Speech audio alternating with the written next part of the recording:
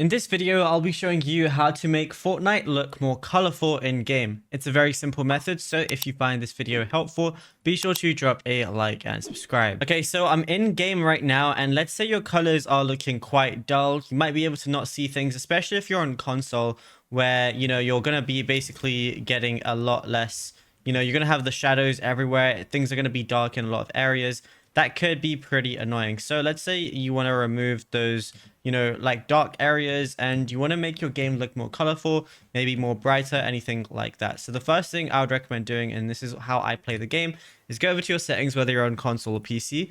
And then what I want to do is scroll down, and then I'm going to see brightness. By default, it's obviously going to be 100%. Literally scale this up to 150%. Press apply, and then look at your game. I can guarantee you it's going to look a lot better compared to if you were on 100%. Everything is going to be a lot more clearer visually compared to if you're on 100. So again, I'm going to put it on 100 real quick just so you can see exactly what it looks like. And it is just a lot darker. Things are just looking more bland. But when you put it on 150, you're going to be able to see things a lot more clearly. So I would definitely go ahead and recommend this. You can also try and do some colorblind modes if you want. So I could go on try to nope, put my colorblind mode on 10, like the strength, and then I could go ahead and look at it. And it can look good to some people. I don't like using it, especially because it can introduce some input delay.